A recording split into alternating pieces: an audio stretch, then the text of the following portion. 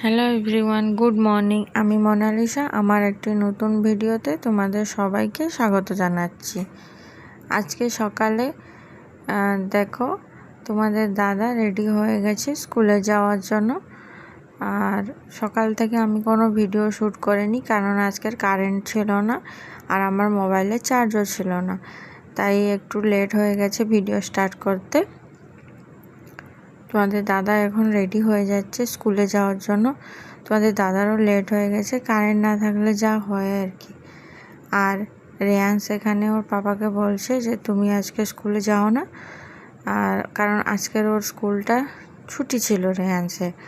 এখানে আমাদের একটু প্রবলেম হয়ে গেছিলো, তাই স্কুলে ছুটি ছিল, মানে এই এরিয়াতে যতগুলো স্কুল ছিল সেগুলো সব ছুটি দিয়েছে। এখন দেখো তোমাদের দাদা বেরিয়ে পড়েছে স্কুলে যাওয়ার জন্য। আর আমাদের এই রাস্তাটা জানো, বলছে তো সারাবে বলে, আর আমাদের এই এলাকায় যতগুলো রাস্তা আছে সবকটা কিন্তু অলরেডি মানে শুরু হয়ে গেছে কাজ। 2-3টে রাস্তার কাজ শুরুও হয়ে গেছে। আমাদের এই রাস্তাটা কবে হবে কে জানি। কদিন আগে দেখেছো তো তোমরা এই রাস্তায় কত জল ছিল, এখন জল নেই, জল শুকিয়ে গেছে।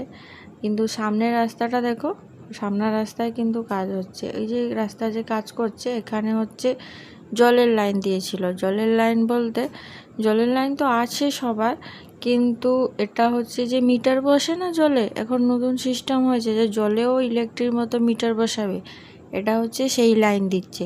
এই জল যখন দেবে তখন হচ্ছে রিডিং আসবে তোমার, মানে তুমি যত জল খরচ করবে সেটা তোমার মিটার লাগানো থাকবে জলের কলের পাইপের মুখে, তো সেই হিসাবে তোমাকে টাকাও দিতে হবে। তো সেই পাইপগুলো বসিয়েছিল পুরো, মানে বুলডোজার নিয়ে এসে রাস্তা কেটে জেসিবি নিয়ে এসে, মানে সে অনেক তামঝাম, মানে 2-3 দিন মতো আমরা রাস্তা থেকে কেউ বেরোতে পারিনি। এত পুরো এক মানুষের মতো হাইটে গর্ত করে পাইপ বসিয়েছিল, অনেক মোটা মোটা পাইপ বসিয়েছিল। তো সেইগুলো এখন রিপেয়ারিং করছে, কারণ এখন তো পুজো চলে আসছে, রাস্তা রিপেয়ারিং না করলে কি করে হয়। তো তোমাদের দাদা বেরিয়ে গেল, যেহেতু সকালে আজকে তাড়াহুড়োর মধ্যে ছিলাম তো বেশি কিছু করতে পারিনি, শুধু একটা তরকারি করে দিয়েছিলাম, তোমার দাদা নিয়ে গেছে। আর এখন মাছগুলো ছিল সেগুলো একটু ভেজে নিচ্ছি, কারণ অনেকগুলো মাছ ফ্রিজে ছিল অনেক দিন ধরে। তো আমি ভাবলাম আজকে সেগুলো বের করে সব কটা একটু ভেজে নিই, না হলে কি বলতো ফ্রিজে থেকে থেকে একটা কেমন হয়ে যায়। আর আজকের আমার একটা ভুল হয়ে গেছে যে কড়াইটা, মানে প্যানটা একটু কম গরম ছিল, মাছটা আমি দিয়ে দিয়েছি, তাই দেখো একটু লেগেও গেছে হালকা। কি করব, ওইভাবে একটু করে নিচ্ছি আর কি।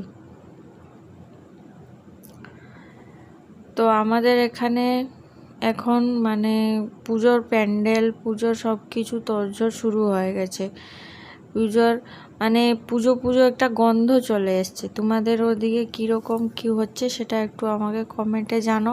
তোমাদের ওদিকে কি পুজোর সব কিছু মানে হয়ে এসছে, আর তোমরা কোন জায়গা থেকে আমার ভিডিওটা দেখছো সেটাও অবশ্য কমেন্টে জানাবে। আর এটা কি মাছ বলো তো, এটা হচ্ছে সেই যে বড় বড় ভোলা হয় না, সেই ভোলা মাছ। দেখো পেটিও বেরিয়েছে ভোলা মাছের, অনেক বড় সাইজের মাছটা ছিল। তোমাদের দাদা ওটা বাজার থেকে নিয়ে এসেছিলো রাত্রেবেলা। আমাদের সোনারপুরে মানে মাছের বাজার আছে, তো সেখানে রাত্রেবেলা একটু বড় সাইজের মাছগুলো আসে, যেটা সকালেও বিক্রি হয়। কিন্তু সকালে ভোরবেলা তোমাদের দাদা কোনোদিন ওঠে বাজারে যায় না, ও তো ঘুমই ভাঙে না সকালবেলা, কি করে বাজারে যাবে। তাই রাত্রেবেলা যেদিন পায় আসার সময় নিয়ে আসে। এই দেখো মিস্ত্রিগুলো এখন ওই ইটগুলো নিয়ে এসছে, দেখো কতগুলো ইট নিয়ে এসছে, এগুলো সব বিছাবে রাস্তার মধ্যে।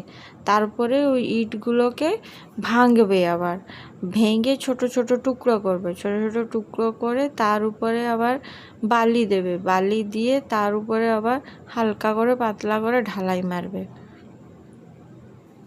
এই কাজটা কতদিন থাকবে ভগবান জানে, কেননা এই যে এইরকম যে রাস্তা করছে, এগুলো রাস্তার কোনো মানে স্থায়ীভাবে কোনো কাজই হবে না। এটা ভালো করে ঢালাই রাস্তা না করার অবধি আমাদের এরকমই হয়রান হতে হবে। এবারে দেখো ফ্রিজে 2-3 দিনের মানে অল্প অল্প করে সব তরকারি আছে অনেক কিছু, তাই আমি আর বেশি করলাম না। এটা হচ্ছে রেয়াংশের জন্য করেছি, প্লাস আমিও খেয়ে নেবো, দুজনে মা ছেলে। আর তার জন্য একরকম, আমার জন্য একরকম, আর কি করব, তো একসাথে দুজনের জন্য করে নিচ্ছি। মানে পেঁপে দিয়েছি, এর মধ্যে সব রকম একটু সবজি দিয়েছি, গাজর দিয়েছি, বাচ্চা মানুষ তো একটু সবজির তরকারি খাওয়া দরকার আছে। এবারে সবজি তরকারি যদি আমি আলাদা করি তাহলেও খাবে না, কিন্তু এই মাছের তরকারির মধ্যে, মানে এই সবজি তরকারির মধ্যে যদি মাছ দিয়ে করি তাহলেও খাবে, ওই জন্য আমি এইভাবেই করি। এতে কিন্তু কিছু আমি মশলা দিইনি, শুধু কালো জিরে ফোড়ন দিয়েছি, হালকা একটু পেঁয়াজ দিয়েছি, আর দেখছো তো টমেটোটাও মানে গোটা দিয়ে দিয়েছি, আর কাঁচা লঙ্কা দুটো লাস্টে দিয়ে দিলাম। এই সব রান্না বান্না করতে করতে দেখো আবার ঝমঝমিয়ে বৃষ্টি এসছে, কি জোরে বৃষ্টিটা নামলো। মানে রাস্তার যে কাজ করছিল ওই মানুষগুলো, ওরা সব মানে ছুটে যে যার যেখানে চলে গেছে। দেখো মানে হাফ কাজ করে ওরা সবে মানে ইটগুলো বিছিয়ে দিয়ে সব চলে গেছে। কি করবে, এত জোরে বৃষ্টি হলে কি কাজ করতে আর পারে? মোটামুটি কাজ করেছে, ইটগুলো বিছিয়েছে, এবার কালকে আসবে ওগুলো ভাঙবে আর কি, আজকের আর তো হবে না, কারণ এত বৃষ্টিতে কি করে কাজ করবে ওরা। কিন্তু আজকে সারাদিনে এত গরম ছিল, বৃষ্টি হয়ে হালকা এইভাবে একটু গরমটা কমলো, যাই হোক একটু শান্তি লাগছে। আর এদিকে দেখো এটা আমাদের ব্যাকওয়ার্ড সাইড, মানে ব্যাকওয়ার্ড বলবো না, ওটা ফ্রন্ট সাইড। এটা হচ্ছে মানে এদিকে রাস্তা, মানে আমাদের বাড়ির সামনের দিকে যে রাস্তাটা চলে এসছে তার এইদিকে যে রাস্তাটা বেরিয়ে আসে সেই দিকটা, মানে এই দিকটা আমাদের হচ্ছে পূর্ব দিক, আর আমাদের বাড়ির সামনেটা হচ্ছে উত্তর দিক। এটা হচ্ছে কি বলতো, এই যে বৃষ্টিটা হচ্ছে না, এই বৃষ্টিটায় একটা কাজ হচ্ছে, মানে গাছগুলো না প্রচুর শুকিয়ে গেছিলো, 4-5 দিন ধরে একদম বৃষ্টি হচ্ছিল না, তাই আমাদের মানে গাছ ছাতে যতগুলো গাছ আছে সব কটা গাছে আজকে জল হয়ে যাবে, আর জল দিতে লাগবে না। এখন মানে তখন দুপুরবেলা আর কোনো ভিডিও শ্যুট করিনি, কারণ রেয়ান করিয়ে তাকে খাওয়া দাওয়া করিয়ে ঘুম পাড়িয়ে দিয়েছিলাম। এখন সন্ধ্যাবেলা একটু আমি দেখো প্যানে একটু ডিম ভাজবো, কারণ রেয়ান্স খাবে বলছে, আরও 2 দিন ধরে ডিম খাইনি, তো তাই ডিমগুলো ওর মানে কি বলবো, ওকে সিদ্ধ দিলে ডিম ও খায় না।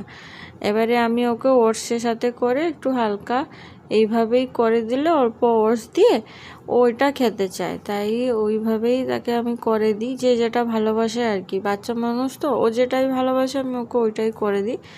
এবারে হেলদিও করার চেষ্টা করি, এর মধ্যে একটু অল্প করে ওটস দিয়েছি, ও বুঝতেও পারবে না, খেয়ে নেবে। না হলে যদি আলাদাভাবে ওকে বলি যে আমি ওটস করছি ডিমের সাথে, ও একদম রাজি হবে না, আর খাবেও না, কাঁদবে।